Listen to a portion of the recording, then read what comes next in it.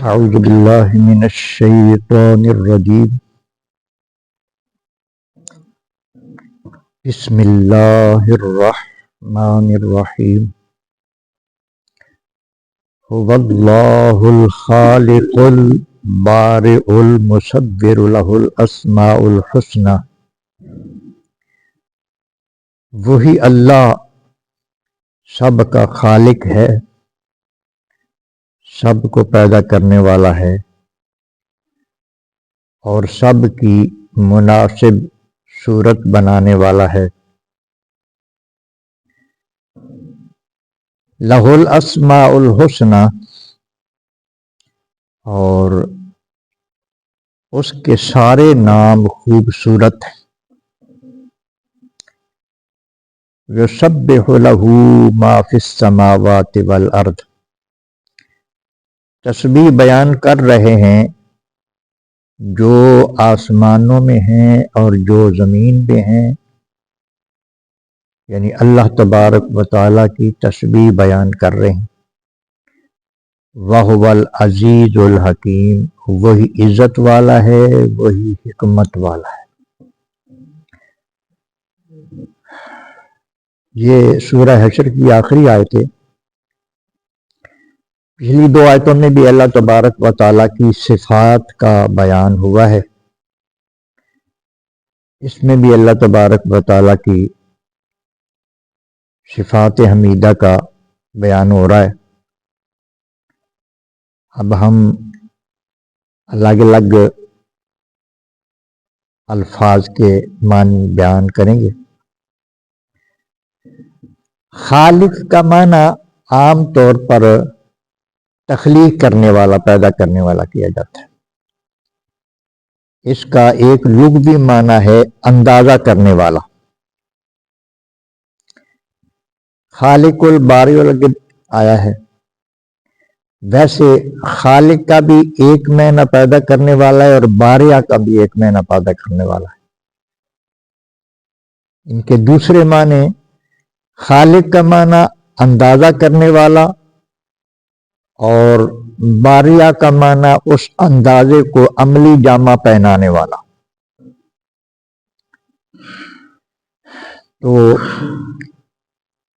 بتا دیا کہ اللہ تبارک و تعالی کائنات کی ہر چیز کا منصوبہ بھی بناتا ہے، تجویز بھی کرتا ہے، اندازہ بھی مقرر کرتا ہے، اس لیے وہ خالق ہوا، اور اندازوں کے مطابق انہیں پیدا بھی کرتا ہے، اس لیے وہ باریہ۔ اس کے بعد آ گیا المصور، تصویر بنانے والا۔ یہ بڑا عام مفہوم ہے، مصور، تصویر بنانے والا کہتے ہیں، یعنی جس طرح چاہتا ہے اس قسم کی شکل عطا فرما دیتا ہے، کسی کو خوبصورت، کسی کو بدصورت۔ اللہ اکبر۔ یہ اللہ تبارک و تعالی کی ایک صفت ہے، شکلیں بنانا، تصویریں بنانا۔ اور یہ اس کی ایسی بے مثال صفت ہے جس کا اندازہ ہم میں سے ہر کوئی کر رہا ہے۔ اربوں خربوں انسان موجود ہیں، ہر ایک کی الگ الگ پہچان ہے، کوئی شکل نہیں ملتی ایک دوسرے سے، یہ اس کا کمال ہے۔ اللہ اکبر۔ اور ایک حدیث پاک میں یہ المصور، یعنی تصویریں بنانے والا، اور ایک آیت کریمہ میں اللہ تبارک و تعالیٰ نے ارشاد فرمایا کہ وہ رحم میں تصویریں بناتا ہے جیسے چاہتا ہے۔ فی الارحام میں یصورکم فی الارحام کیف یشاء، رحموں میں تمہاری شکلیں بناتا ہے جیسے وہ چاہتا ہے۔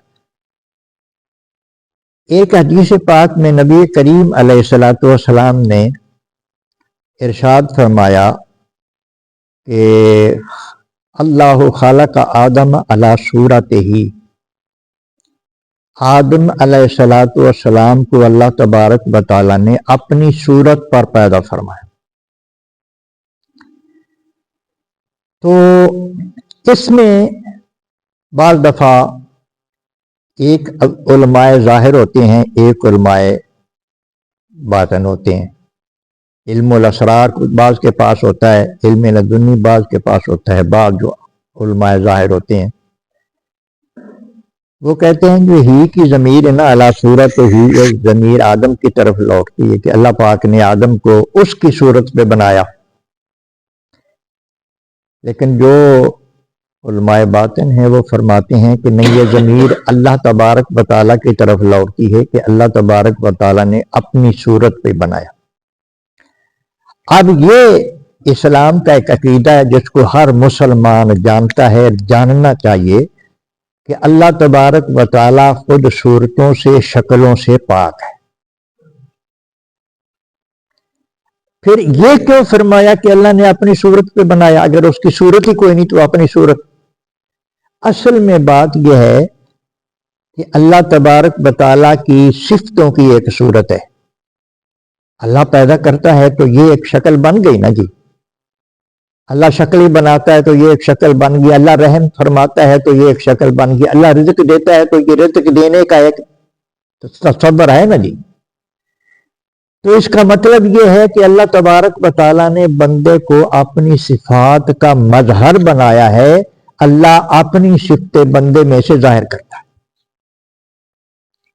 وہ قہار ہے، وہ قہر فرمانے والا ہے، لیکن وہ قہر بندوں کے ذریعے بھی تو فرماتا ہے نا، کسی کو مسلط کر دیتا ہے۔ جو ظالم، جب عوام ظالم ہو جاتی ہے تو ان پہ ظالم حکمران مقرر ہو جاتے ہیں، پھر وہ ان پہ ظلم کرتے ہیں۔ یہ ساری احادیث میں موجود ہیں چیزیں۔ تو یہ اللہ تبارک و تعالیٰ کی صفات کا مظہر ہے، یعنی اللہ تبارک و تعالیٰ نے اس کو اپنی صفتوں، اللہ کی صفتیں اس پر ظاہر ہوتی ہیں۔ یہ مظہر ہے اس لیے کہ اللہ تبارک و تعالیٰ کی جتنی صفات ہیں وہ ساری صفات سے انسان سے مطلب ظاہر ہوتی ہیں۔ وہ اپنے آپ کو، اپنی صفات کے رنگ جو ہے وہ انسانوں سے ظاہر کرتا ہے، اس لیے اس نے اپنی صورت پہ، مطلب یہ ہے کہ اپنی صورت پہ بنایا ہے انسان۔ اور اس کے بعد اللہ تبارک و تعالیٰ نے ارشاد فرمایا کہ اس کے نام سارے خوبصورت ہیں، اور پھر یہ ارشاد فرمایا یسبح لہ ما فی السماوات والارض، اللہ پاک کی تسبیح بیان کرتی ہے ہر وہ چیز جو آسمانوں میں ہے اور ہر وہ چیز جو زمین میں۔ ہر ایک کا اپنا اپنا رنگ ہے، ہر چیز کی ایک زبان ہے، وہ اس قسم کی جو چیزیں ہیں وہ اس سمجھتے ہیں، ان کی زبان کو سمجھتے ہیں۔ حدیث پاک میں آتا ہے کہ حضرت داؤد علیہ السلام، آپ کی آواز بڑی سریلی تھی، آپ جب اللہ کا ذکر کرتے تھے تو آپ کے ساتھ پہاڑ بھی ذکر کرنے لگتے تھے اور ایک گونج پڑ جاتی تھی۔ اب نبی کریم رؤوف الرحیم صلی اللہ علیہ وسلم نے ارشاد فرمایا کہ میں اپنی بعثت سے پہلے بھی ان پتھروں کو جانتا ہوں جو مجھ پر صلاۃ و سلام پڑھتے تھے، جو مجھ پر صلاۃ و سلام پڑھتے تھے۔ جب ملک شام کی طرف نبی کریم علیہ الصلوۃ والسلام بھی ساتھ تھے، ابھی آپ بچے تھے، حضرت ابو طالب تجارت کے لیے گئے اور قریش کے ساتھ آپ کو بھی ساتھ لے گئے، تو بحیرہ راہب کا واقعہ بار بار ہم نے پڑھا ہے اور سنایا ہے۔ وہ آتا ہے کہ اس نے پہچان لیا کہ ان میں وہ آخر الزمان نبی بھی موجود ہے۔ وہ آپ کے پاس آیا، اس نے پہچان لیا آپ کو، مہر نبوت بھی پھر دیکھ لی۔ اس سے قریش نے پوچھا کہ آپ نے کس طرح پہچانا ہے؟ اس نے کہا ایک علامت تو یہ ہے کہ بادل سایہ کر رہا تھا، اور دوسری یہ چیز ہے کہ جس ٹیلے سے یہ گزرتا ہے، یہ بچہ جو تمہارے نزدیک ہے، یہ جس ٹیلے سے گزرتا ہے وہاں کی ہر چیز اس کو سجدہ کرتی ہے، اور یہ چیزیں نبی کے بغیر کسی کو سجدہ نہیں کرتی۔ نبی کریم علیہ الصلوۃ والسلام کو اونٹ، بکریاں وغیرہ یہ سجدہ کرتی تھی۔ بکری کے سجدے کو دیکھ کر ہی حضرت صدیق اکبر رضی اللہ تعالیٰ عنہ نے عرض کی تھی کہ یا رسول اللہ، اگر یہ جانور آپ کو سجدہ کرتے ہیں تو ہم تو زیادہ حق رکھتے ہیں ان سے کہ آپ کو سجدہ کریں. تو نبی کریم علیہ الصلوۃ والسلام نے ارشاد فرمایا کہ انسان کو اللہ نے اجازت نہیں دی اپنے سوا کسی کو سجدہ کرنے کی. اگر انسان کو سجدہ کرنا جائز ہوتا تو میں بیوی کو حکم دیتا کہ وہ اپنے شوہر کو سجدہ کرے. تو یہ ساری چیزیں جو ہے نا، مطلب یہ ہے کہ ہر چیز اپنی اپنی زبان میں جس طرح اللہ پاک نے اس کو شعور عطا فرمایا ہے اس کے مطابق ہر چیز اللہ تبارک و تعالیٰ کی تسبیح بیان کی. صحابہ نے بعض دفعہ آوازیں سنی، پتھروں کی آوازیں سنی.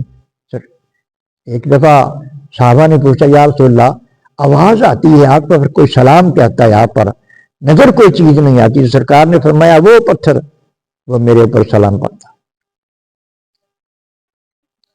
ایک صحابی نے عرض کی یا رسول اللہ تسبیح کی آواز میرے گھر سے آتی، کوئی چیز نہیں ہے، نظر نہیں آتی کوئی چیز. نبی کریم علیہ السلام نے ارشاد فرمایا میرے بال رکھے ہوئے ہیں گھر میں. یا رسول اللہ آپ کے بال تو میں نے رکھے ہوئے ہیں.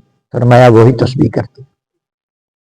تو ہر چیز جو ہے نا وہ اللہ تبارک و تعالیٰ کی تسبیح کرتی ہے. وَهُوَ الْعَزِيزُ الْحَكِيمُ، اللہ عزت والا ہے اور حکمت والا ہے. یہ آخری آیت بھی سورہ سے ختم ہو گئی. اللہ تبارک و تعالیٰ سمجھنے کی توفیق عطا فرمائے. تفسیر مظہری میں ترمذی کے حوالے سے لکھا ہے نبی کریم علیہ الصلوۃ والسلام کا ارشاد کہ جو شخص صبح کے وقت 3 مرتبہ پڑھے اعوذ باللہ من السمیع العلیم من الشیطان الرجیم، یہ الفاظ 3 مرتبہ پڑھے اور اس کے بعد یہ 3 آیتیں آخری جو سورہ حشر کی ہیں ان کی تلاوت کر لے تو اس عمل کے نتیجے میں اللہ تبارک و تعالی 70,000 فرشتوں کو مقرر کر دیتا ہے جو شام تک اس کے لیے دعائے مغفرت کرتے رہتے ہیں. اور پھر اگر اس دن اس کی موت ہو جائے اس بندے کی تو اس کو شہداء میں لکھا جائے گا، شہادت کا درجہ اس کو عطا فرمایا جائے گا. یہ عمل تفسیر مظہری والوں نے بتایا.